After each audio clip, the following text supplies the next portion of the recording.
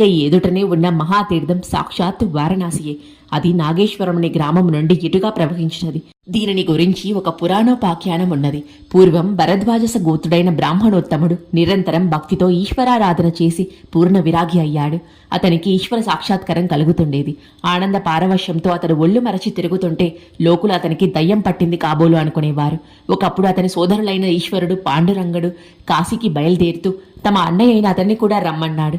అతడు నవ్వి, కాశీ విశ్వేశ్వరుడు నాకు దగ్గరలోనే ఉండగా కాళ్ళీడ్చుకుంటూ ఎక్కడికో వెళ్లడం ఎందుకు అన్నాడు.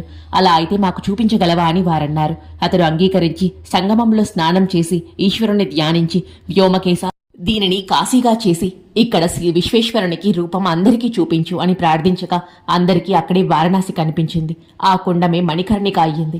ఈ నది ఉత్తరవాహిని అయ్యే చోట ఆ కాశీ ప్రకటమయ్యింది. కాశీలో ఉన్న దైవ రూపాలన్నీ ఇక్కడే కనిపించాయి. అతని సోదరులిద్దరూ ఆశ్చర్యపడి ఇక్కడే